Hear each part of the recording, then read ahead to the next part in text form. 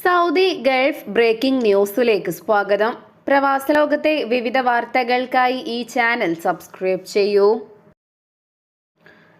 Saudi അറേബ്യയിൽ നിന്നും നാട്ടിലേക്ക് അവധിക്ക് പോയവരുടെ റീ എൻട്രി വിസ കാലാവധി ദീർഘിപ്പിക്കാൻ ഇനി മുതൽ ഇരട്ടി ഫീസ് നൽകണം.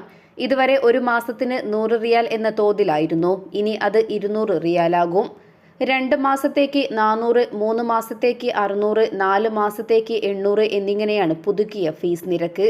ഒരാഴ്ച മുമ്പാണ് പുതിയ വ്യവസ്ഥ ബാങ്കുകളിൽ അപ്ഡേറ്റ് ചെയ്തത്. നാട്ടിൽ പോയവരുടെ റീ എൻട്രി വിസ കാലാവധി ദീർഘിപ്പിക്കുന്നത് അത്യാവശ്യത്തിന് മാത്രമാണെന്നതാണ് ഫീസ് വർധനവയ്ക്ക് കാരണം. ബഹ്റൈനിൽ ജോലി ചെയ്യുന്ന പ്രവാസികൾ സ്വദേശങ്ങളിലേക്ക് അയക്കുന്ന പണത്തിന് 2% നികുതി ചുമത്തണമെന്ന നിർദ്ദേശത്തിൽ ഉറച്ചു നിൽക്കുന്നതായി ബഹ്റൈൻ പാർലമെന്റിലെ ധനസാമ്പത്തികകാര്യ കമ്മിറ്റി വ്യക്തമാക്കി. പ്രവാസികൾക്ക് നികുതി ബാധകമാക്കണമെന്ന ധനസാമ്പത്തികകാര്യ കമ്മിറ്റി നിർദ്ദേശം ബഹ്റൈൻ പാർലമെന്റ് നേരത്തെ തള്ളിയിരുന്നു. പ്രവാസികൾ അയക്കുന്ന പണത്തിന് നികുതി ബാധകമാക്കാൻ ആവശ്യപ്പെടുന്ന കരട് നിയമം അംഗീകരിക്കണമെന്ന നിലപാടിൽ ഉറച്ചു നിൽക്കുന്നതായും ധനസാമ്പത്തികകാര്യ കമ്മിറ്റി കൂട്ടിച്ചേർത്തു. ഇതോടെ കരട് നിയമത്തിൽ വീണ്ടും പാർലമെന്റിൽ ചർച്ചയും വോട്ടെടുപ്പും നടക്കും. അടുത്ത ചൊവ്വാഴ്ച കരട് നിയമത്തിൽ വോട്ടെടുപ്പ് നടക്കുമെന്നാണ് നിലവിൽ ലഭിക്കുന്ന വിവരം. ബഹ്റൈനിലെ പ്രവാസികൾ രാജ്യത്തിന് പുറത്തേക്ക് അയക്കുന്ന പണത്തിന് 2% നികുതി ബാധകമാക്കണമെന്നാണ് കരട് നിയമം ആവശ്യപ്പെടുന്നത്. പ്രവാസികൾ സമ്പാദിക്കുന്ന മുഴുവൻ പണവും വിദേശത്തേക്ക് അയക്കാതിരിക്കാനും ഈ പണത്തിൽ നല്ലൊരു ഭാഗം ബഹ്റൈൻ സമ്പദ് വ്യവസ്ഥയിൽ തന്നെ ക്രയവിക്രയം ചെയ്യാനും പ്രോത്സാഹിപ്പിക്കാനാണ് ഇതിലൂടെ ലക്ഷ്യമിടുന്നത്. ഇത് കൂടുതൽ സാമ്പത്തിക വളർച്ചയ്ക്ക് സഹായിക്കുമെന്നും പ്രതീക്ഷിക്കുന്നു. എണ്ണ വരുമാനത്തെ ആശ്രയിക്കുന്നത് കുറയ്ക്കാനുള്ള അടിയന്തര പരിഹാരങ്ങൾ കണ്ടെത്താനും പുതിയ വരുമാന സ്രോതസ്സുകൾ കണ്ടെത്തി ദേശീയ വരുമാനം വർദ്ധിപ്പിക്കാനും രാജ്യത്തിന്റെ വരുമാന സ്രോതസ്സുകൾ വൈവിധ്യവൽക്കരിക്കാനും സാമ്പത്തിക സ്ഥിതി മെച്ചപ്പെടുത്താനും ഇതിലൂടെ ലക്ഷ്യമിടുന്നു. നിലവിൽ ഒരു ഗൾഫ് രാജ്യങ്ങളിലും പ്രവാസികൾ സമ്പാദിക്കുകയും അയക്കുകയും ചെയ്യുന്ന പണത്തിന് നികുതി ബാധകമല്ല. പ്രവാസികളെ സംബന്ധിച്ചിടത്തോളം അമേരിക്കയെയും യൂറോപ്യൻ രാജ്യങ്ങളെയും അപേക്ഷിച്ച് ഗൾഫ് രാജ്യങ്ങളുടെ പ്രധാന ആകർഷണീയതയും ഇതാണ്. തീരുമാനം നടപ്പിലായാൽ മലയാളികൾക്കും തിരിച്ചടിയാകുമെന്നാണ് വിലയിരുത്തൽ. കുവൈറ്റിലെ ഇന്ത്യൻ എംബസിയിൽ നടന്ന റിപ്പബ്ലിക് ദിനാഘോഷത്തിൽ 100 കണക്കിന് പേർ പങ്കെടുത്തു. ഇന്ത്യൻ സ്ഥാനപതി ആദർശ് സ്വൈക്ക എംബസി അങ്കണത്തിലുള്ള ഗാന്ധി പ്രതിമയിൽ പുഷ്പാർച്ചന നടത്തിക്കൊണ്ടാണ് ആഘോഷ പരിപാടികൾക്ക് തുടക്കം കുറിച്ചത്. തുടർന്ന് 9 മണിക്ക് സ്ഥാനപതി പതാക ഉയർത്തി രാഷ്ട്രപതിയുടെ റിപ്പബ്ലിക് സന്ദേശം വായിച്ചു. കുവൈറ്റിലെ മുഴുവൻ ഇന്ത്യക്കാർക്കും സ്ഥാനപതി റിപ്പബ്ലിക് ദിനാശംസകളും നേർന്നു. സൗദി അറേബ്യയിൽ വിവിധ നിയമങ്ങൾ ലംഘിച്ചതിന് പിടിയിലായ പ്രവാസികളെ നാടുകടത്തി. കഴിഞ്ഞ ഒരാഴ്ചക്കിടെ ഇന്ത്യക്കാരടക്കം 10,948 പേരെയാണ് സ്വദേശങ്ങളിലേക്ക് മടക്കി അയച്ചത്. തൊഴിൽ, താമസ, അതിർത്തി സുരക്ഷാ നിയമങ്ങൾ ലംഘിച്ചതിന് സൗദി ആഭ്യന്തര മന്ത്രാലയത്തിന്റെ കർശന പരിശോധനയ്ക്കിടയിൽ പിടിയിലായവരാണിവർ. ഇത്തരം നിയമലംഘകരെ കണ്ടെത്താനുള്ള പരിശോധനയും തുടരുകയാണ്.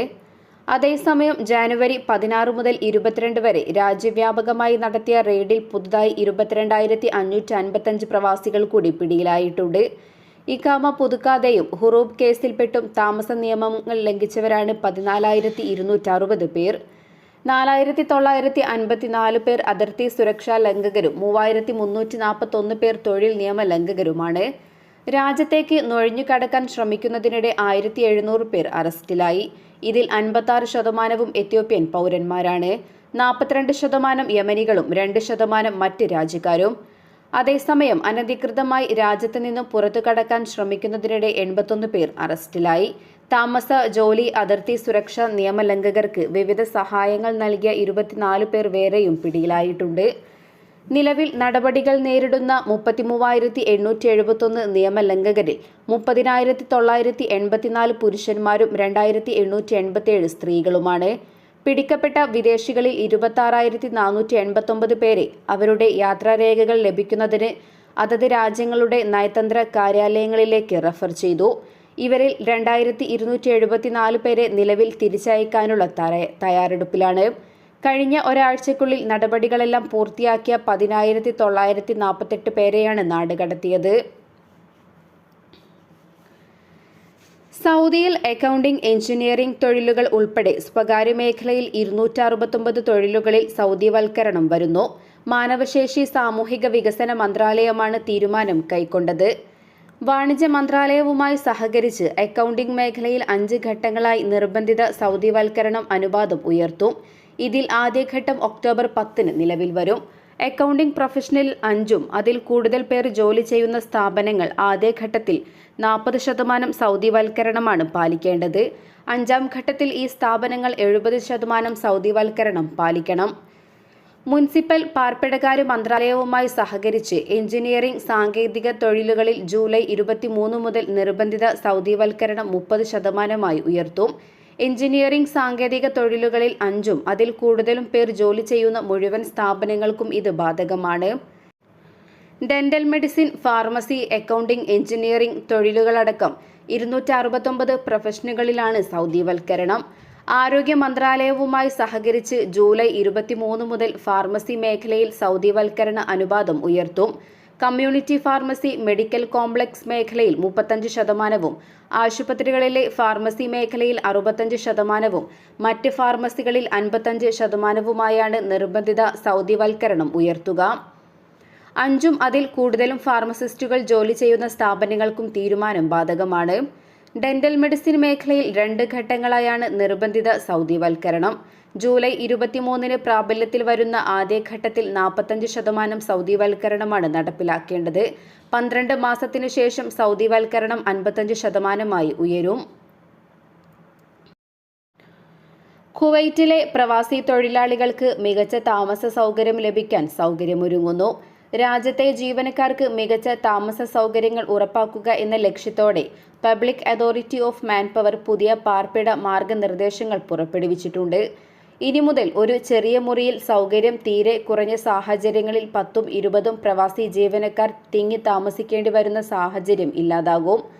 രാജ്യത്തെ തൊഴിലാളികളുടെ ക്ഷേമം ഉറപ്പുവരുത്തുകയും അവരുടെ ജീവിത സാഹചര്യങ്ങൾ മെച്ചപ്പെടുത്തുകയും ചെയ്യുക എന്ന ലക്ഷ്യത്തോടെ രാജ്യത്തെ തൊഴിൽ വകുപ്പ് കൈകാര്യം ചെയ്യുന്ന പബ്ലിക് അതോറിറ്റി ഓഫ് മാൻപവർ നടപ്പിലാക്കിയ തൊഴിലാളികൾക്കായുള്ള പുതിയ ഭവന മാർഗനിർദ്ദേശങ്ങൾ പ്രകാരം തൊഴിലാളികൾക്ക് മികച്ച താമസ സൗകര്യം ഉറപ്പുവരുത്തേണ്ടത് തൊഴിലുടമയുടെ ഉത്തരവാദിത്തമാണ്.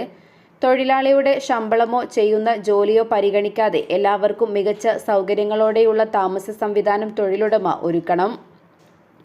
സാമൂഹിക മാധ്യമങ്ങളിൽ പ്രസിദ്ധീകരിച്ച മാർഗനിർദ്ദേശങ്ങൾ പ്രകാരം ഓരോ തൊഴിലാളിക്കും നിർദ്ദിഷ്ട ചതുരശ്ര അടി വിസ്തീർണത്തിൽ താമസ സ്ഥലം നൽകണം. ഒരു മുറിയിൽ 4-ലധികം തൊഴിലാളികളെ താമസിപ്പിക്കരുതെന്നും പുതിയ മാർഗനിർദ്ദേശത്തിൽ പറയുന്നു. മുറികളിൽ കൂടുതൽ പേർ തിങ്ങി താമസിക്കുന്നത് തൊഴിലാളികളുടെ ആരോഗ്യത്തിനും ക്ഷേമത്തിനും അതിലുപരി സുരക്ഷയ്ക്കും അപകടം വരുത്തും എന്നതിനാലാണ് ഈ നടപടി. അതേസമയം മന്ത്രാലയത്തിന്റെ നിബന്ധനകൾ പാലിക്കുന്ന രീതിയിൽ ജീവനക്കാർക്ക് താമസ സൗകര്യം ഒരുക്കി നൽകാത്ത തൊഴിലുടമകൾ തങ്ങളുടെ കീഴിലുള്ള തൊഴിലാളികൾക്ക് ഹൗസിംഗ് അലവൻസ് നൽകിയിരിക്കണം.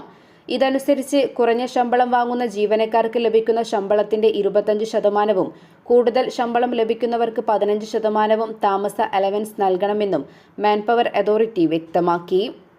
തൊഴിലാളികളുടെ വരുമാനം പരിഗണിക്കാതെ മികച്ച താമസ സൗകര്യം ലഭ്യമാക്കാൻ ഇതിലൂടെ അവർക്ക് സാധിക്കും.